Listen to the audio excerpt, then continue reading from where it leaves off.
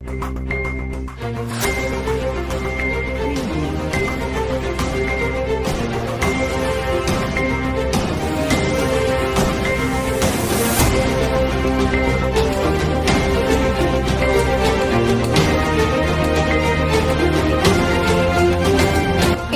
News, बातमी जनकल्याणाची।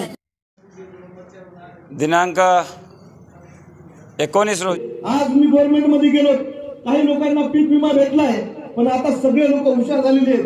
रोज पांढरे कपडेवाल्यावर किती विश्वास ठेवायचा हे सामान्य लोकांना माहित झालेलं आहे की त्यांची कोण काय बोलतंय, कोण कोणाच्या पोटातून बोलतंय का डोक्यातून बोलतंय का हृदयातून बोलतंय हे त्यांना सगळ्या गोष्टी माहित झालेल्या आहेत। आपण सुद्धा रमाकांतराव PILSS/4378 2024 नुसतं गुगलवर जाऊन जर सर्च केला तर बाबूरावजी आम्ही गव्हर्नमेंटच्या विरोधामध्ये, भारत सरकारच्या विरोधामध्ये जनहित याचिका दाखल केलेली आहे की माझ्या शेतकऱ्याला पीक विमा भेटला पाहिजे। माझ्या इथं सुद्धा त्या पद्धतीने दुष्काळ झाला होता, एक वेळेस पाऊस कमी पडला म्हणून झाला आणि नंतर पाऊस जास्त पडला म्हणून आमचं तिथं नुकसान झालेलं आहे।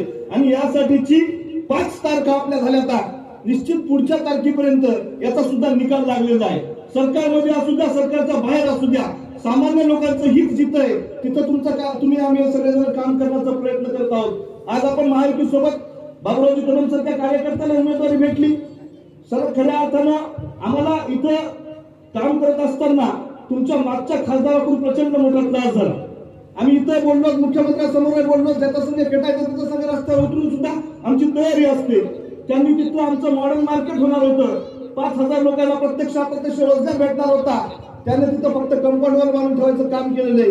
ज्या जमिनीमध्ये तिथं गाजरगोटा सुद्धा उगवत नाही, हळदीला जमीन म्हणजे आमच्या वसमतची जी जमीन आहे ती सुपीक आहे, इथले माणसं सुपीक आहेत, इथं आमच्या इथं राजकारण नावाची चीज चालत नाही। आम्ही इथं काम करत असताना उज्ज्वलाताई तांबाळे भाजपच्या जरी असल्या तरी त्यांचा मुलगा माझा मित्र आहे, आम्ही सुद्धा त्यांना आमच्या आईचा दर्जा देऊन काम करतो। विरोधामध्ये कालच आम्ही निवडणूक लढविली।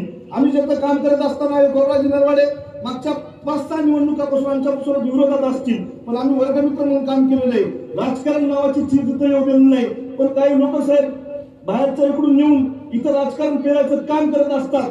आम्ही जिथं असो तिथं काम करत असताना आदरणीय जयप्रकाशजी दांडेगावकर साहेबांचे विचार लोकांपर्यंत पोहोचविण्याचं काम केलं आणि त्यांच्या मार्गदर्शनाखाली काम केलं। महायुतीमध्ये येताना सुद्धा आम्ही या सगळ्या गोष्टी ठामपणे सांगून सुद्धा लोकांमध्ये येत असतो। हा आपला विकासासाठीचा, तुम्ही आता भाषणामध्ये सांगितलं की बाबा जिल्हा परिषद पंचायत समित्या वेगळ्या होतील, विधानसभा वेगळ्या होतील, आम्ही आमच्या निवडणुकीला भीत नाहीत। आम्ही कार्यकर्त्याच्या निवडणुका स्वतःच्या निवडणुका म्हणून लढवत असतो। बाजार समितीची निवडणूक लावू द्या, कोण्या कार्यकर्त्याची ग्रामपंचायतची निवडणूक लावू द्या, रोडवर उतरून त्या कार्यकर्त्यासाठी काम करण्याचं काम आम्ही करत असतो।